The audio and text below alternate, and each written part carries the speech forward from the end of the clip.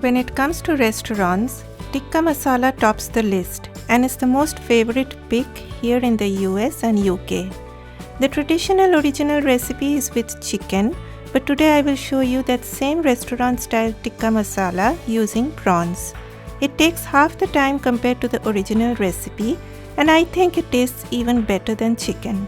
Hi everyone! Namaskar and welcome to Curries with Pumbi, and this is my way of making prawn tikka masala.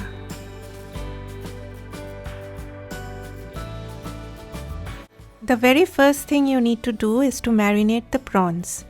Here I have taken medium-sized prawns or maybe shrimp, depending on how you want to call them.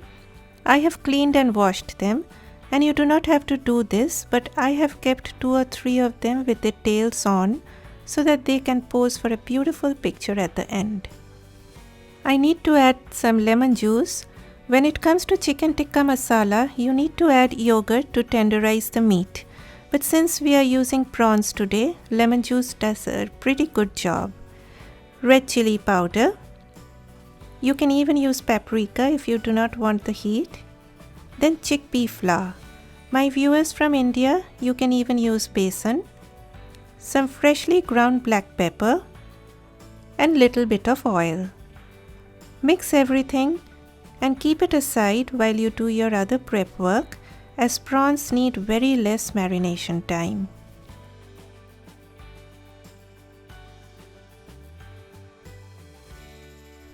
Next I need a large tomato.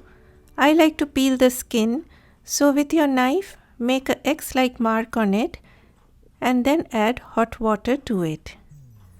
Let it sit for some time in this hot water till it is comfortable enough to handle. Then I need a large onion. Now I will use it in 2 ways. I need that little portion and I will be coming back to it in a little while. Chop this portion into small pieces. Now coming to the other portion, I am going to dice these and open each of them individually.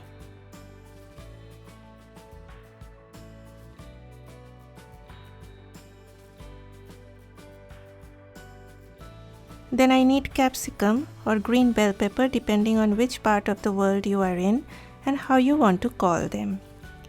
I will dice it just like I did the onions.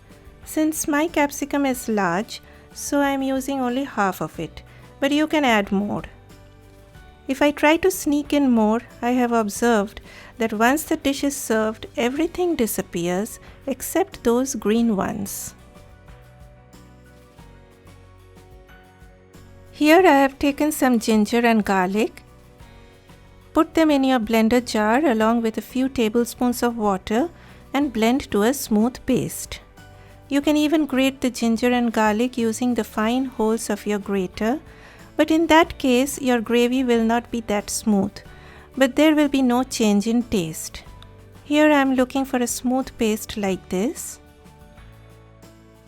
Coming back to the tomato, it has cooled down completely. See how easily you can peel it now? We are doing all this to get a smooth gravy and a more refined look at the end. Discard this round part, as this part stays as it is no matter how much it gets cooked. Then just roughly chop the tomato, but guys, always do this on a plate so that you can catch all those lovely juices.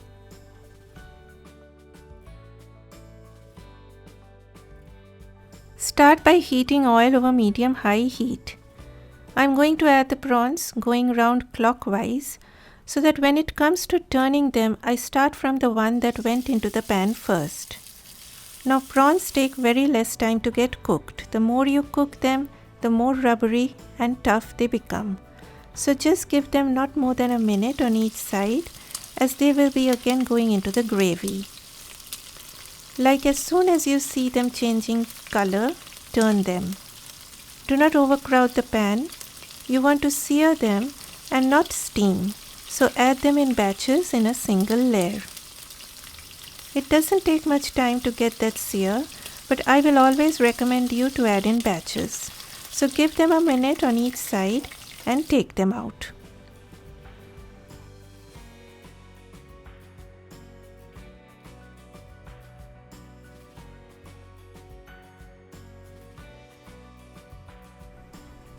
Now in this same oil I'm going to add these onions and capsicum, as that oil has all the prawn flavor. Add little salt and stir them on high heat. You do not have to wait till they turn soft. This will go as a garnish at the end. So you want that bright look as well. So take them out before they turn too soft and when they still have that little bit of crunch on them. I'm going to add little bit of oil again and then butter. You can leave out the butter, but prawns and butter, both of them really go together very well. And today we are doing restaurant quality food, so why not? Next step, I reduce the heat to low because I will be adding cumin seeds. Whenever you add whole spices, lower the heat to minimum so that the spices don't burn. Then comes the chopped onions.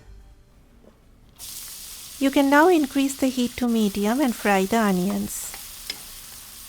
Add little salt to soften them up. You do not have to brown them too much. A tikka masala gravy has this orange color to it, which you will not get if you brown your onions too much.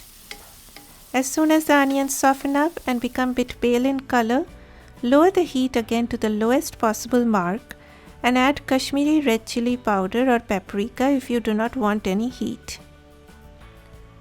Adding red chili powder at this point to the oil brings out its gorgeous red color.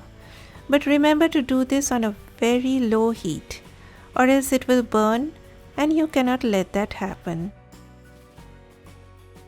Just give a stir for a few seconds and immediately add the ginger garlic paste to prevent the chili powder from getting scorched.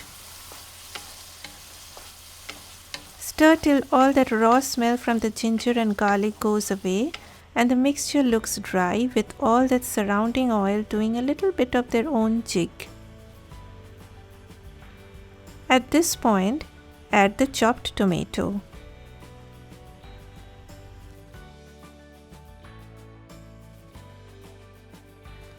Now cover the pan on medium heat for a few minutes. After a few minutes, you will see the tomato is getting soft and pulpy. Now time for some dry spices. Coriander powder for that citrusy, earthy kind of aroma. And just a very tiny pinch of turmeric. Here again I would like to mention that we are looking for an orange gravy, so the color will be altered if you add too much of turmeric powder. Give a stir for a few seconds. Then comes tomato puree. Then my usual habit of getting that last bit of goodness comes into the scene as I rinsed out all that tomato goodness. Add salt, sugar to balance the acidity from those tomatoes. You can even add honey if you like its flavor. As soon as you see those bubbles showing up, keep the cover of your pan handy as you don't want them to burst on you. Keep it covered on low heat for about 5 minutes. After 5 minutes, let's see what's happening in that pan. Do a taste test at this point and adjust the seasonings. I think it needs more sugar. Next comes a few more spices. Kasuri methi or dried fenugreek leaves. It has this strong spicy smell, and just like any dried herb, I like to crush them a little bit to release those oils. You will get kasuri methi at any Indian grocery store or online, but it is very important ingredient for this dish. Then little bit of cardamom powder or elaichi powder, and last but not the least, garam masala powder. The reason why I am adding these 3 components later is that they are the ones that will perfume your curry, so they are added at the end to attain that maximum aroma effect. Next step, it's time for the star of the show to appear, the cream. It's tikka masala, guys, so cream is a very important ingredient. And as we are looking for a restaurant quality food today, so this cannot be left out. I have used heavy cooking cream. And look at that gorgeous orange color. And this is the color that I was talking about earlier in the video. Finally, in goes the fried prawns. And from here on, you cannot let it cook for long as the prawns are already half done. Keep it covered on low heat for not more than 4 to 5 minutes. 5 minutes done. Now I will be adding the fried onions and capsicum. Give a final stir and then switch off the heat and immediately pour it out into a bowl to prevent the prawns from getting overcooked. Serve this with hot steamed rice or naan.